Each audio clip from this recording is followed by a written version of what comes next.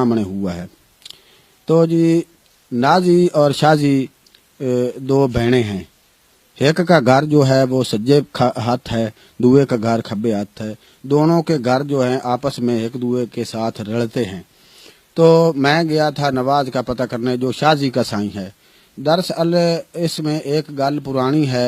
पुरानी गल ये है कि नाजी का जो साईं है वो पहले शाजी का साईं था।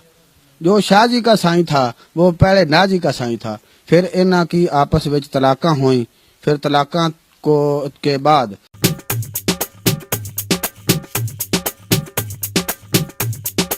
अल्लाह तुहाडी जिंदगी करे चौधरी साहब जिन्ने तुसी हसीन जे। मैं आखना पूरे पाकिस्तान च मैनू कोई नहीं नजर आंदा जे एडा हसीन। माशाअल्लाह तुहाडियां अखां, तुहाडे होठ, तुहाडे दंद आहा जिवें मोतीए दे फुੱਲ होंदे ने। ਓ ਸ਼ੇਪ ਕਰ ਤੂੰ ਹਵਾ 'ਚ ਗੱਲਾਂ ਕਰੀ ਜਾਣਾ। चौधरी साहब कदी कदी मैं बद हवास हो जाना। ਤੈਨੂੰ ਪਤਾ ਹੈ ਮੇਰਾ ਮੁੜ ਮੈਂ ਜੁੱਤੀ ਮਾਰਨ ਲੱਗਿਆ ਕਦੀ ਸਰਫਾ ਨਹੀਂ ਕੀਤਾ। ना जुत्ती मारना चौधरी साहब। जिवें जिवें बंदे नूं हुसन नजर आउंदा उवें उवें उहदा दिमाग काम करना छड़ दिंदा। चौधरी साहब मैनू शूश आया खड़ोता है, बस मैं हुणे आया। हाँ जी जनाब, वीडियो तुसी वेख लीए। अज आपां इन्हां दे बारे गल करनी है ते वीडियो दे नाल रहना जनाब तुसी। ते अगर तुहानू वीडियो चंगी लगे तुसी इस चैनल सबसक्राइब करना, लाइक करना, शेयर करना। हकीकत टीवी 277। अच्छा जी भाईजान, आप पहुंचे अपने वीडियो की तरफ। उस्ताद रमजी सियाणा, हाँ जी उस्ताद रमजी सियाणा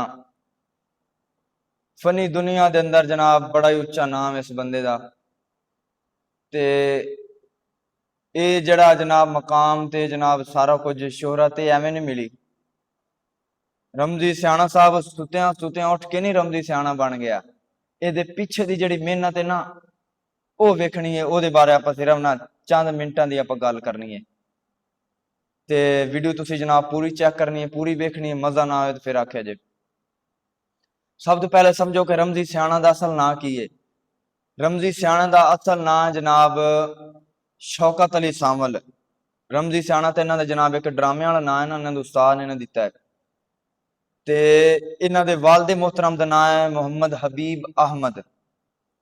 रमजी सियाणा जनाब 1988 के अंदर कमीर मोहम्मद पनाह दे करीब एक आबादी जिन्हों कच्ची आबादी के नाम, जिहदा नाम है कच्ची आबादी, जिन्हों लोग आते हैं कच्ची आबादी, उत्थे रमजी सियाणा साहब पैदा हुए 1988 के अंदर। ते चलद्या जनाब जिंदगी बड़े बड़े रंग विखाउंदी है बंदे नूं। इत्थे हुण जनाब रचनावी टीवी ते आके काम करन लगे ने। पहले दी जिहड़ी मेहनत है ना या तो रमजी साहब जानते ने या उन्हां दा रब जानदा है। ते इन्हां दी दो तीन गल्लां जिहड़ियां मैनूं मिलियां ने वो मैं तुहाडे सामने जिक्र करना चाहना। रमजी सियाणा साहब जिहड़े ने जनाब शेख बरादरी दे नाल ताल्लुक रखदे ने, शेख कौम दे नाल ताल्लुक रखदे ने। ते जदों फनकार नहीं सन, जदों जीरो सन, बिल्कुल जीरो सन, उदों रमजी सियाणा साहब जनाब मिस्त्रियां दे नाल मजदूरियां भी करते रहे ने। उदों रमजी सियाणा साहब कमीर मुहम्मद पनाह अड्डे ते जिथे जनाब जेडे अड्डे तो बसां लंघ के जांदियां ने सीधा लाहौरों सीधा उस रोड से आरफ वाले ते जनाब अगे बूरे ते फोटाबास खिची वाले इस साइड वाल जांदियां ने। इन्हां बसां ते रमजी सियाणा साहब दाल बर्फी बेचते रहे ने किसी दौर के अंदर। गल मनने चाहुंदी है अज लखां रुपईयां दे विच खेडन रहे ने। किसी दौर दे विच रमजी सियाणा साहब दाल बर्फी बेचते सन इन्हां बसां दे विच। ये जनाब पिछे दियां मेहनतां नूं याद करया करो। रमजी साहब एवें उठ के रमजी सियाणा नहीं बनया। अच्छा जी, होर दूसरी गल एक होर उन्हां दा वाकया इंटरव्यू सुनदे गल उन्होंने एक कीती ते बड़ी मैनूं बड़ी प्यारी लगी है ते तुहानूं भी लगेगी यकीनन। वो मैं तुहाडे सामने गल जिक्र करना।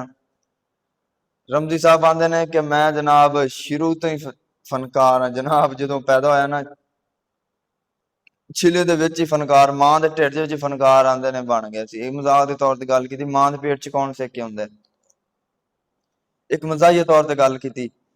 ਤੇ ਉਹਨਾਂ ਨੇ ਆਖਿਆ ਕਿ ਮੇਰੀ ਨਾ ਨਾਨੀ ਨੇ ਗੱਲ ਮੈਨੂੰ ਸੁਣਾਈ ਕਿ ਜਦੋਂ ਪੁੱਤ ਰਮਜੀ ਤੂੰ ਪੈਦਾ ਹੋਇਆ ਨਾ ਤੇ ਤੂੰ ਰੋਇਆ ਕੋਈ ਨਹੀਂ ਸੀ। ਤੇ ਸਾਰੀਆਂ ਜਿਹੜੀਆਂ ਕੋਲੇ ਔਰਤਾਂ ਸਨ ਉਹਨਾਂ ਨੇ ਆਖਿਆ ਬੱਚਾ ਮਰਿਆ ਹੋਇਆ, ਦਾਈ ਨੇ ਆਖਿਆ ਬੱਚਾ ਮਰਿਆ, ਇਹਨੂੰ ਦਫਨ ਕਰ ਦਿਓ। ਉਹ ਜਨਾਬ ਦਾਬੜੇ ਵਿੱਚ ਪਾਇਆ ਰਮਜੀ ਸਿਆਣਾ ਸਾਹਿਬ ਨੂੰ ਦਫਨ ਕਰਨ ਵਾਸਤੇ। ਤੇ ਜਦੋਂ ਲੈ ਕੇ ਦਫਨਾਉਣ ਵਾਸਤੇ ਪਹੁੰਚੇ ਸਨ ਕਿ ਰਮਜੀ ਸਿਆਣਾ ਸਾਹਿਬ ਨੇ ਜਨਾਬ ਲੱਤਾਂ ਮਾਰਨੀਆਂ ਸ਼ੁਰੂ ਕਰ ਦਿੱਤੀਆਂ। ਹਾਂ, ਉੱਥੇ ਜਨਾਬ ਅਦਾਕਾਰੀ ਕਰਕੇ ਵਿਖਾ ਛੱਡੀ। ਲੋਕੀ ਬੜੇ ਹੈਰਾਨ ਹੋਏ ਨੇ ਕਿ ਇਹ ਤਾਂ ਜਨਾਬ ਕੋਈ ਵੱਡੀ ਆਈਟਮ ਲੱਗਦੀ ਹੈ। ਰਮਜੀ ਸਿਆਣਾ ਸਾਹਿਬ ਵੱਡੀ ਆਈਟਮ ਲੱਗਦੀ ਕਿ ਜਨਾਬ ਪਹਿਲੇ ਸਾਨੂੰ ਇਹਨੇ ਟੈਨਸ਼ਨ ਨਹੀਂ ਦਿੱਤੀ ਰੱਖੀ ਕਿ ਮਰਿਆ ਹੋਇਆ। ਮਾਂ ਵਿਚਾਰੀ ਆਪਣੀ ਜਗ੍ਹਾ ਤੇ ਪਰੇਸ਼ਾਨ, ਪਿਓ ਆਪਣੀ ਜਗ੍ਹਾ ਤੇ ਪਰੇਸ਼ਾਨ, ਤੇ ਰਮਜੀ ਸਿਆਣੇ ਜਨਾਬ ਦਾਬੜੇ ਚ ਲੱਤਾਂ ਮਾਰੀ ਜਾਣ ਦੇ। ਵਾਹ ਜੀ ਵਾਹ, ਇਹ ਰੱਬ ਦੀਆਂ ਤਕਸੀਮਾਂ ਨੇ ਯਾਰ। ਰੱਬ ਪਾਕ ਜਨਾਬ ਜਿਹਨੂੰ ਜਨਾਬ ਮਕਾਮ ਦੇਣਾ ਚਾਹਵੇ। ਤੇ ਇਹ ਭਾਈਜਾਨ ਅੱਲਾ ਦੇ ਬੰਦੇ, ਉਹ ਜਿਹੜੀਆਂ ਪਿੱਛੇ ਦੀਆਂ ਮਿਹਨਤਾਂ ਨੇ ਨਾ, ਇਹਨਾਂ ਨੂੰ ਯਾਦ ਕਰਨਾ ਚਾਹੀਦਾ ਹੈ ਔਰ ਆਪਣੀ ਪਿਛਲੀ ਔਕਾਤ ਨੂੰ ਨਹੀਂ ਭੁੱਲਣਾ ਚਾਹੀਦਾ। ਜਿਹੜਾ ਵਕਤ ਬੰਦੇ ਨੇ ਵੇਖਿਆ ਹੋਵੇ ਨਾ, ਉਸ ਵਕਤ ਨੂੰ ਹਮੇਸ਼ਾ ਯਾਦ ਕਰਨਾ ਚਾਹੀਦਾ ਹੈ। ਚੰਗੇ ਵਕਤ ਨੂੰ ਘੱਟ ਯਾਦ ਕਰੋ ਤੇ ਮੰਦਾ ਜਿਹੜਾ ਵਕਤ ਜਿਹੜਾ ਤੁਹਾਡੇ ਉੱਤੇ ਐਸਾ ਵਕਤ ਹੈ ਜਿਹਦੇ ਅੰਦਰ ਤੁਸੀਂ ਪਰੇਸ਼ਾਨੀਆਂ ਵੇਖੀਆਂ, ਉਸ ਵਕਤ ਨੂੰ ਜ਼ਿਆਦਾ ਯਾਦ ਕਰਿਆ ਕਰੋ। ਕਿਉਂ? ਬੰਦਾ ਆਪਣੀ ਔਕਾਤ ਦੇ ਵਿੱਚ ਰਹਿੰਦਾ ਹੈ। ਅੱਜ ਰਮਜੀ ਸਿਆਣਾ ਸਾਹਿਬ ਜਨਾਬ ਗੱਡੀ ਵਿੱਚ ਬਹਿ ਕੇ ਜਾਂਦੇ ਨੇ, ਅੱਲਾਹ ਪਾਕ ਨੇ ਮਕਾਮ ਦਿੱਤਾ ਹੈ, ਇੱਕ ਸ਼ੋਹਰਤ ਦਿੱਤੀ ਹੈ, ਇੱਕ ਇੱਜ਼ਤ ਦਿੱਤੀ ਹੈ, ਲੋਕਾਂ ਦੇ ਵਿੱਚ ਮਕਾਮ ਦਿੱਤਾ ਹੈ। ਉਹ ਜਨਾਬ ਪਿੱਛੇ ਮਿਹਨਤਾਂ ਵੀ ਤੇ ਹੈ ਨੇ ਨਾ, ਐਵੇਂ ਤੇ ਨਹੀਂ ਨਾ ਰਮਜੀ ਸਿਆਣਾ ਬਣ ਗਿਆ। ਤੇ ਜਨਾਬ ਸਲੂਟ ਪੇਸ਼ ਕਰਨੇ ਜਨਾਬ ਰਮਜੀ ਸਿਆਣਾ ਸਾਹਿਬ ਨੂੰ ਕਿ ਜਿਹੜੇ ਜਨਾਬ ਆਪਣੀ ਮਿਹਨਤਾਂ ਦੇ ਨਾਲ ਇਸ ਮੁਕਾਮ ਤੇ ਪਹੁੰਚੇ। ਤੇ ਬਾਕੀ ਜਿਹੜੇ ਲੋਕ ਦਿਲ ਵਿੱਚ ਖਿਆਲ ਕਰਦੇ ਨੇ ਕਿ ਅਸੀਂ ਜਨਾਬ ਉੱਚੇ ਬਣੀਏ, ਉਹ ਸੁੱਤਿਆਂ ਨਹੀਂ ਬਣਨਾ ਪਿਆਰੇ ਭਾਈਓ। ਇਹਦੇ ਪਿੱਛੇ ਮਿਹਨਤ, ਕੋਈ ਵੀ ਭਾਈਜਾਨ ਕੋਈ ਵੀ ਮਿਸ਼ਨ ਹੈ ਨਾ ਤੁਹਾਡਾ, ਕੋਈ ਵੀ ਮਕਸਦ ਹੈ, ਉਹਨੂੰ ਪੂਰਾ ਕਰਨ ਵਾਸਤੇ ਮਿਹਨਤ ਦੀ ਜ਼ਰੂਰਤ ਹੈ। ਮਿਹਨਤ ਕਰਕੇ ਅੱਗੇ ਆਣਾ ਇਨਸ਼ਾਅੱਲਾ। ਤੇ ਅੱਜ ਦਾ ਇਹ ਮੇਰਾ ਇਨਸ਼ਾਅੱਲਾ ਪੈਗਾਮ ਹੈ ਕਿ ਆਪਣੀ ਮਿਹਨਤ ਦੇ ਸਿਰ ਤੇ ਆਣਾ ਭਾਈਜਾਨ, ਕਿਸੇ ਦੇ ਸਹਾਰੇ ਤੇ ਨਾ। ਉਹ ਕੀ ਆਂਦੇ ਨੇ, ਕਿਸੇ ਦੇ सहारे तो नहीं आना, आंदे ने कि अपने सहारे पर चला करो, लोगों के सहारे पर तो जनाजे चला करते हैं। हाँ जी, अपने सहारे ते चलना इंशाल्लाह। तो उम्मीद है तुहानू आज दी वीडियो पसंद आई होगी। अगर वीडियो पसंद आए चैनल लाइक करो, सबसक्राइब करो, शेयर करो। मिलने अगली वीडियो के अंदर। अस्सलाम वालेकुम।